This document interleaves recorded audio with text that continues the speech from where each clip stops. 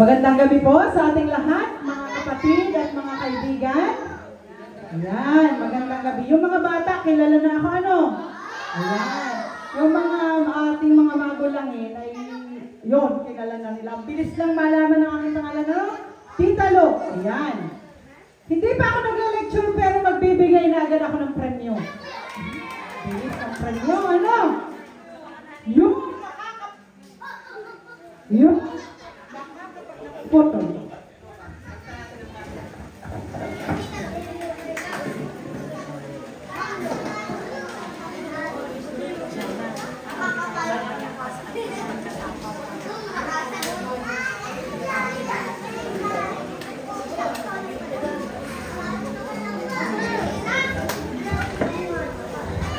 Yung tayo pa yun. Yung makakahuna ng ating topic. O ha? Mayroon kayo nito? Mayroon kayo nito? Yung makakapagpakita kung totoong mayroon sila nito. Ano kaya yon? Ha? Ha? O, tingnan natin ha.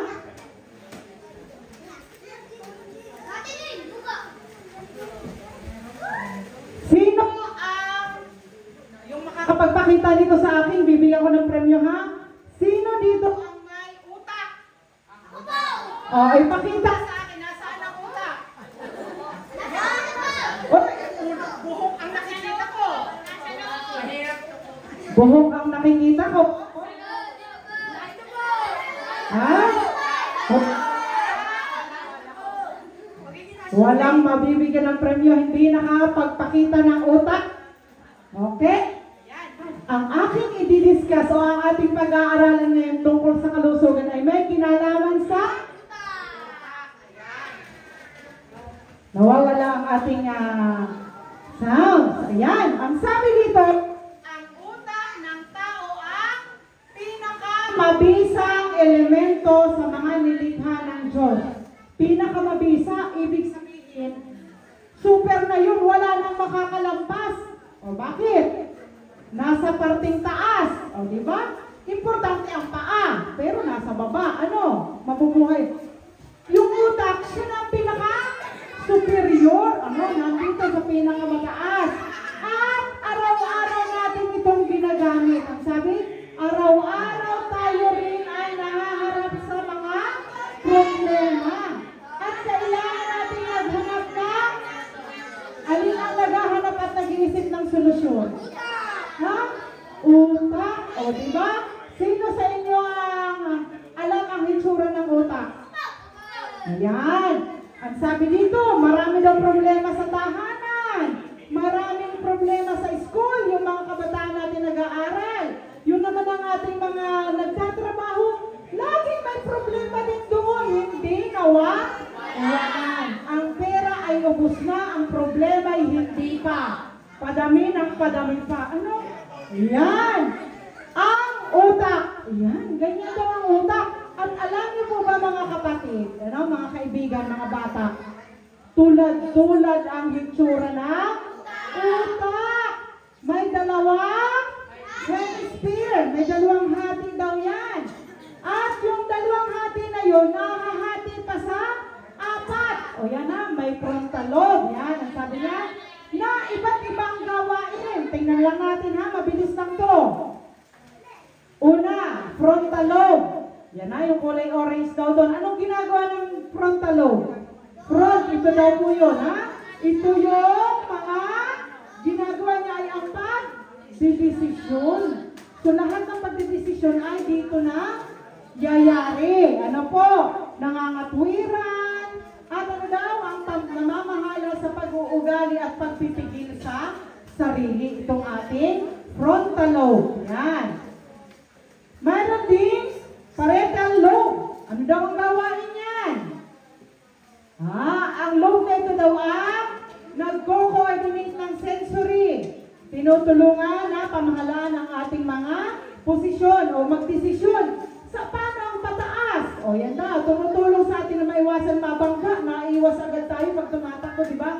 Ang nagdidikta agad mo na yung ating bukod sa utak, yung bahagi ng utak natin na tinatawag na parietal lobe. Ayan. At ang pangatlo ay occipital lobe. O ano naman ang gawain yan? Ito daw ay pinakamaliit na siya ang nagpaprocess ng impormasyon para malaman mo ay kulay itim ito, kulay puting ito, ay square ito, ay bilog ito. Ano po? Maliit lang siya pero siya yung nagpaprocess yun. Ano po? At ang huli ay ang temporal lobe. O di po ba? Di ba may hati sa gitna? Tapos ay nahati sa frontal lobe, parietal lobe, occipital lobe, at mayroong temporal lobe, yung apat na yon. Yan daw naman ay para saan? Makapagsalita o tumatalakay sa wika, tumutulong sa ating maunawaan ang mga salita, at yan yung sa ating visual at sa ating mga alaala. O di ba? Tulad-tulad ang utak. At mayroon pa dyan, sa ilalim ng utak ay mayroong brainstem na nagko-control ng mga hindi kusang pag-andar tulad ng presyon, dugo, pintig ng puso at pagbigat. Ayan. Yun daw yung nagko-control noon. Ano po? So, isip pa rin ang nagko-control sa puso. O, diba? Kaya hindi natin maintindihan kung susundin ko yung puso ko. Ay, hindi daw. Kayang kontrolin ang utak ang lahat. Puso, dugo, pintig ng paghinga. Ang sabi po dito, habang tinitingnan natin ang napakagandang gawa ng Diyos na ito, maaari natin ipahayag na ano, ang sabi daw po sa awit 139:14, ako'y magpapasalamat sa iyo sapagkat ang pagkakagawa sa akin ay kakilakilabot at kamangha-mangha. Wonderful creator tayo, no? Wonderful creation tayo ng ating Panginoon. Bakit ko po sinabi na napakahalaga ng utak? Ha? Tulad-tulad ang hitsura niyan. May hati, may apat na bahagi, at mayroon pang nagko-connect sa lahat ng function. Bakit? Ay, napakadami na po ng pag-aaral at obserbasyon at experiences. Magkaiba ang utak ng babae at lalaki. Naniniwala kayo sa akin? Ha? Ang sabi doon mga nanay at awang magulang, ha? Ang utak daw ng babae ay naiiba sa lalaki.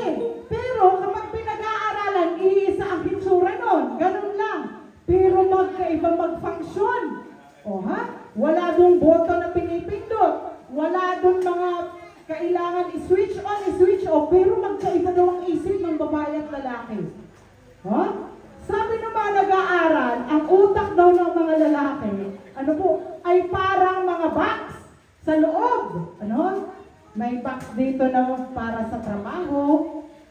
May box dito na para sa pamilya. May box dito para sa sports. May box dito para sa... Lahat ng bagay ay nakabox isa-isa. Pero ang utak daw ng babae ay ano? Ay, ang utak daw Tatay Rolly ng mga babae ay parang isang malaking buhol ng wire. Kung pag-i-imagine natin, parang noodles. Parang noodles. Magkakadikit ang hibla at dugsong-dugsong, hindi mo na alam kung saan nakakonect. Dahil lahat sila ay magkakakonekta sa isa't isa. Ano daw ang utak ng babae? Bakit po? Aba, ang lalaki, pag sinabing ako ay magkukumpuni o magre-repair ako ng sasakyan, ang bubuksan lang niyang box ay yung tungkol sa pagkukumpuni. Wala na siyang ibang iintindihin kundi ang magkutingting ng kanyang sira. Halimbawa, sira yung motor, sira yung sasakyan, sira yung ilaw. Yun lang ang focus niya. Ano pong tawag doon? Ang mga lalaki daw ay single tasker. Isa lang sa isang pagkakataon, isa lang ang naiisip nila gawin. Yun lang talaga. Bawal istorbohin. Bawal buksan ang ibang box sa utak. Yun lang. Okay? Ang babae ay hindi ganon. Parang noodles daw ang babae. minute. Bakit? Ay, ganito ang mga nanay. Tingnan natin ang mga gawain ng nanay, ha? Ang mga nanay, halimbawa, nanonood yan ng TV. Bukas ang TV. Papahinga na ng kaunti, no? Bukas ang TV. Ay, pero nagsiselfone din yan at may kausap sa telepono.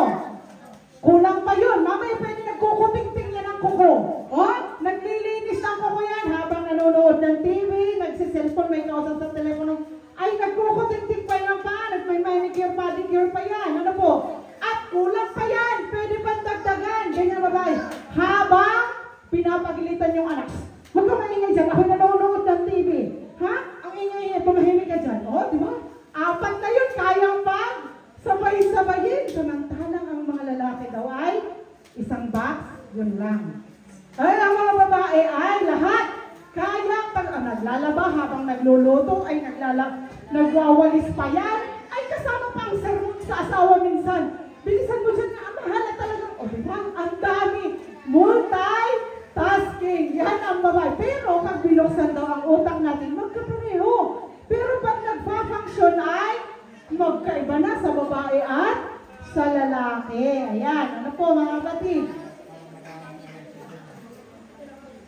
Bakit pa magkaiba kung paano mag-isip ang babae at lalaki? Ha? Kung gaano kahanga-hanga ang ating Panginoon sa pagkakadesenyo ng utak.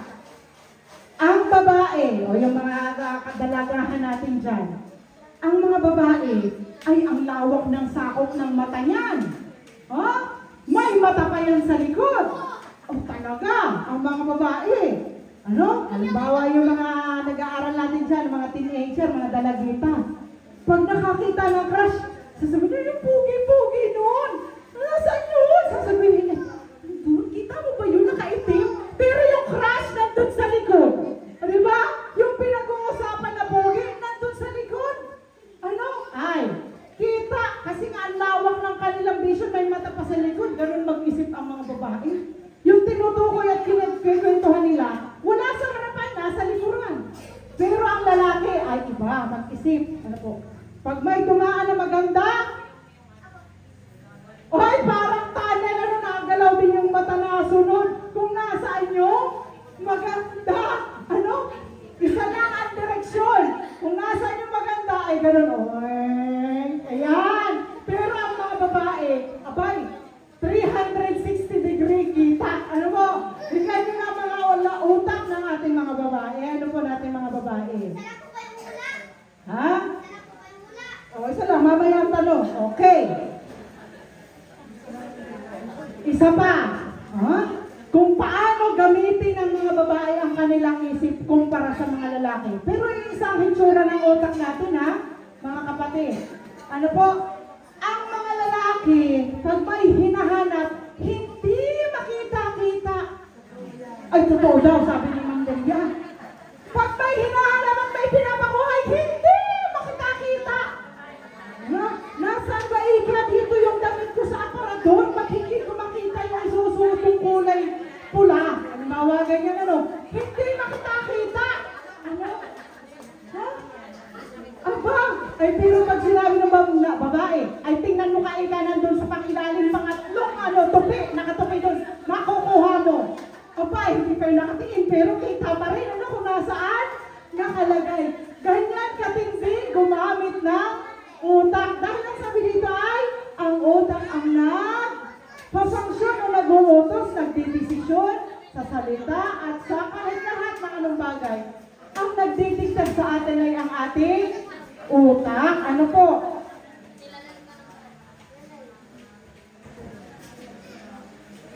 So, kinakailangan dapat natin itong ingatan. Ano po? Bakit? Lahat ng pagdidesisyon ay saan nagmumula? Sa utak. Pero ang nakakalungkot, marami ang mayroon o nakakaranas ng pagkakasakit sa utak. So mahihirapan tayo ngayon makapili at makapag-desisyon kung hindi natin pangangalagaan ng maayos na o ang kalusugan ng ating utak. Ano po?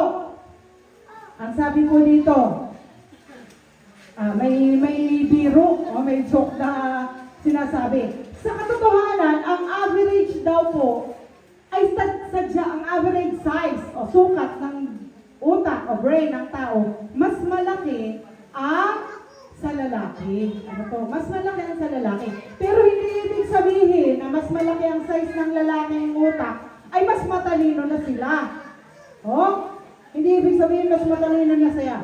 Kung ibebenta daw po, kung ibebenta ang utak ng mga adult na babae, ang presyo ng utak ng babae ay 1 million pesos. Oba? Bakit? Ang daming alam. Advance mag-isip. O, di ba? Ha? Ang daming alam. Advance mag-isip. Bakit? Oba? Ang mga lalaki, di ba? Sinabi ko po, mga box-box daw din, Mga box-box ang laman. May special box sa utak ng lalaki na pinaka-favorite nila. Ayun ang tinatawag na nothing box. Box na walang laman. Yan ang pinaka-paborito daw ng mga lalaki na buksan at gamitin. Bakit? Aba, may mga pagkakataon daw ng mga binata o mga lalaki, mga magulangin, ay may mga panahon na laging nakatulala. O minsan ay ang mga gustong gawin na yung parang hindi ginagamitan ng isip. Halimbawa, ang libangan ay maminiwas. Ang tagal, nakaganon. Ay, libang na libang daw yung mga lalaki. Marami po ha. Hindi porket babae ang nagle-lecture ngayon. Ay ako ay bias na. Ito isang ayon lamang sa aking mga nabasa at mga napakinggan. Ang mga lalaki daw ay paborito yung buksan at gamitin yung nothing box. O yung box na walang laman. Ito, gusto. Ay pag medyo naulan-ulan. Ay, ang sarap lang magpaupo-upot at nakatulala. Yan!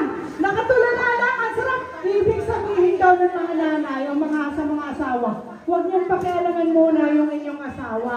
Dahil ang kanilang nakabungas doon ay nothing box. Ayan, Bakit? Bibigyan ko kayo ng sample. Ganito.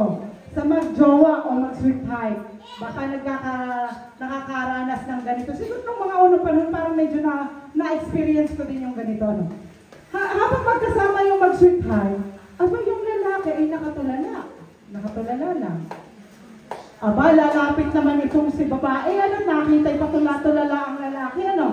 Anong iniisip mo? Abay, sabi, wala naman talaga. At ang laman nga niya, yung natin, walang laman, Wala hindi naman pwedeng wala. Dahil nga ang utak ng babae ay parang noodles, dikit-dikit, Yan, sabi, iniisip mo yung ex mo,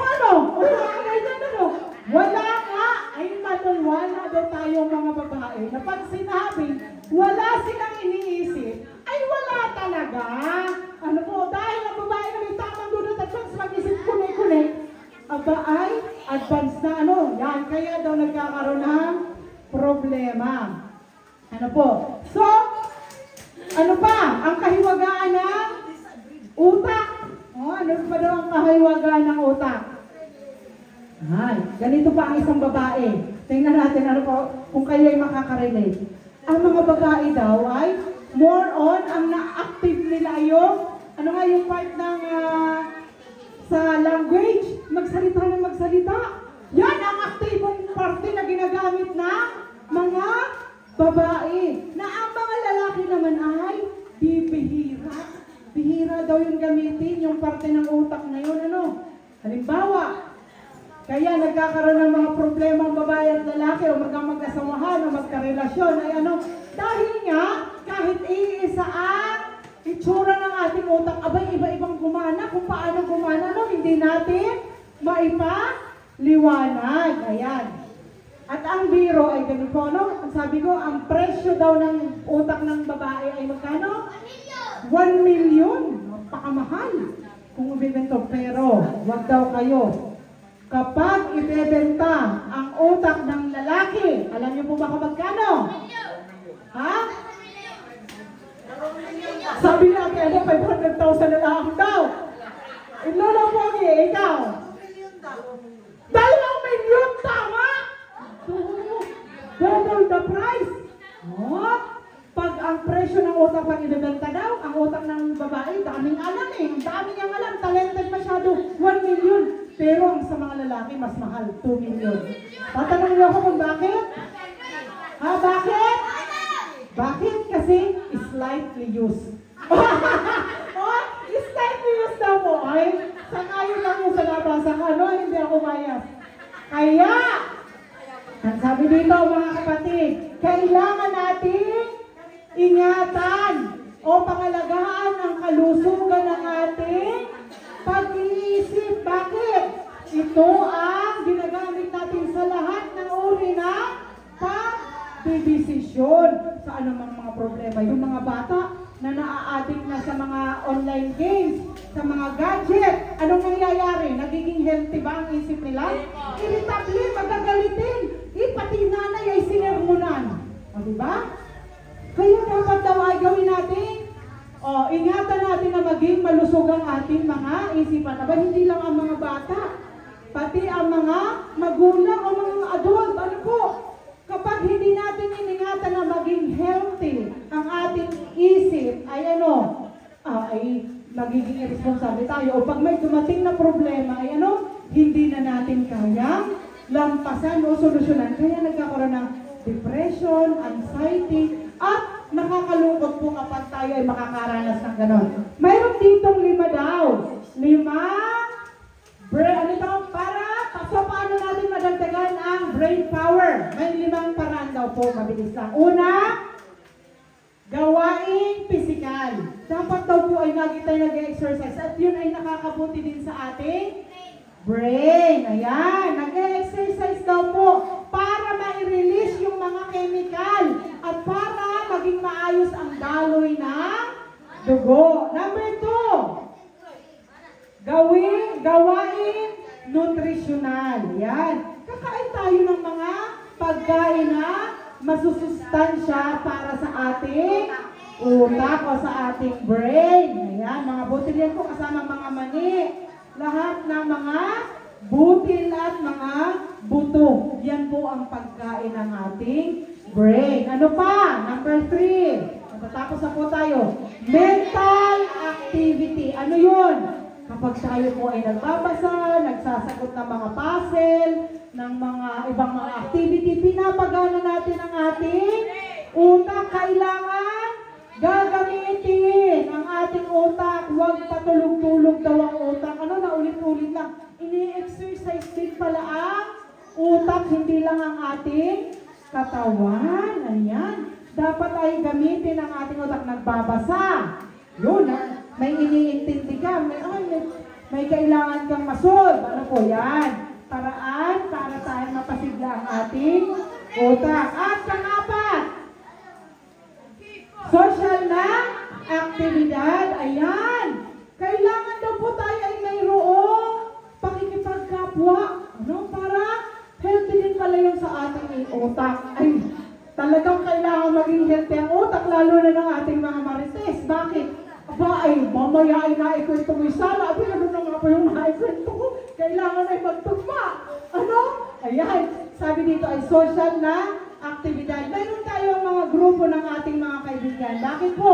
Ang kalungkutan daw ay nag-aanyaya na depresyon at nagpapahina ng kalusugan. Kaya kapag tayo ay malungkotin, hihina din yung ating utak. Dapat tayo ay masayahin at tayo ay nakikipagkwentuhan sa ating kapwa, lalo na sa ating mga kaibigan. Ang sabi dito ay interaction, pakikipag-ugnayan sa mga kaibigan ay maaaring magbigay ng suporta at makadagdag sa kalusugan ng utak. Lalong-lalo na kung ang pinag-uusapan ninyong magkakaibigan ay ano? Ay mga mahahalagang bagay. Yung mayroon namang sense na hindi walang kabuluhan. Ano po? At ang huli na nakakapagpalusog sa ating utak, spiritual na aktibidad. Ay, napakaswerte nang nandito ngayon na nakikinig. Bakit? Isa po ito sa paraan para ma-exercise ang ating utak. Spiritual na activity. Ang sabi dito, ang mga spiritual na activity ay maaaring magbigay ng kapangyarihan sa ating utak. Ang sabi dito, sa Romans 12:2, magbago kayo sa pamamagitan ng pagbabago ng inyong mga pag-iisip. Yan, ang sabi po dito, ang panalangin ay makapagbibigay lakas ng utak. O, di po ba? Nabibigyan pala ng sustansya o napapangalagaan natin ang kalusugan ng utak natin. Kapag ano daw po? Tanda nyo? Anong una?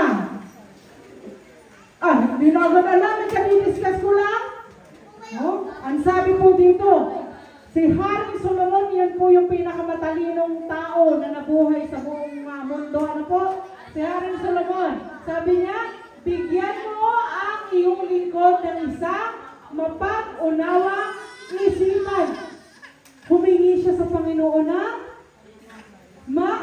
mapag-unawang kaisipan. Ibig sabihin ay malusog din na kaisipan. Kaya nga siya ang pinakamatalino tao na nabuhay. O diba sino? Si Haring Solomon. At ito pang sinabi niya, sapagkat ang Panginoon ay nagbibigay ng karunungan. Sa kanyang bibig, nagbumula ang kaalaman at kaunawaan. Galing sa pinakamatalinong tao. Kanino daw galing ang kaunawaan at karunungan? Kanino? Sa Panginoon. So, yung mga spiritual activity, ano po? Pananalangin, pakikinig sa mga pabalita na may kinalaman sa Biblia, pagkilala natin sa ating Panginoon, yun pala ay nakakalusog ng ating isip. Ano po? Bakit? Pinagkakaroon tayo ng understanding, ng pag-asa, kaysa sa ating napapakinggan ay puro problema, balita. May patayan doon, may nirep doon, may ninakawan doon, ay may ganyan, kalamidad. Ay parang ang utang natin ay gustong bumigay. Ano po? Hindi naman natin mabigyan agad ng solusyon. So kailangan daw natin pag-ingatan ang ating utang na maging manatiling malusog. Bakit? Ano ang unang function ng ating utang? Nagdidesisyon. Sa bahay daw, sa paaralan, sa school, sa ating trabaho, lahat ay ginagamitan ng desisyon. Parang nung kauna-unahang araw ba yun? Sa isang araw, sa tanang buhay daw natin, gaano kadaming desisyon ang ating gagawin. Na-discuss ni Pastor Dave, di ba? 30,000 ba? Parang something ganun, o 300,000 na pag-desisyon. Ano ang kakainin, anong susutin, gigising na ba ako, babangon na ba ako, maglalakad ba ako, magta-tricycle. Napakadami. At ang nagbibigay sa atin ng desisyon na yun, ang gumagawa dun ay utak. Kaya daw dapat natin panatilihin malusog. Ulitin po natin ang 5 sikreto para sa brain power. Physical na activity. Pag nag-exercise tayo, magiging healthy din ang ating brain. Nutritional na aktibidad. Kakain ng mga butil, mani. Yun daw po ang pagkain ng utak. Ano pa? Kognitibo activity. Yun yung mental activity. Nagbabasa para na-exercise ang ating utak. Social activity. Yan. Makipagkaibigan, maging masaya sa napakikasalamuha sa ating kapwa. Dahil ang kalungkutan daw ay nagpapahina ng isip. Hindi siya nagiging healthy. Ano po? At ang huli, ngayong gabi at lalo na yung lahat ng umaattend hanggang sa katapusan, ibig sabihin ang na-exercise natin ay isip. Ang sabi po dito ay spiritual na activity. Lalong-lalo na ang pananalangin o ang pakikipag-usap sa ating Panginoon. Yun po ang mga bagay na dapat natin gagawin upang manatiling malusog ang ating utak. Bakit ko po sinasabi na kailangan nating malusog ang ating utak? Iisa lang ang hitsura. Iisa lang ang mga partition. Tulad-tulad lang yan sa babae at lalaki. Pero ang hirap pa rin intindihin. Ano po? Yung babae at lalaki na lang, magkaiba na So, kung po problemahin pa natin ang iba pang mga mga bagay ay hindi tayo magiging malusog ang ating isipan. Posible tayo ay makapagdesisyon ng hindi tama o hindi maging maayos ang ating mga pagdesisyon. So, ngayong gabi po, nawa ang bawat isa sa atin, ang aking dalangin ay ano? Dahil ang spiritual na activity o aktibidad ay paraan din para sa pagpapalusog ng ating mga isip, ay ang bawat isa sa atin ay magkaroon ng malusog na pag-iisip at magkaroon tayo ng mga tama at mahusay na mga pagdidesisyon sa ating buhay. Ito po ang aking dalangin sa pangalan natin.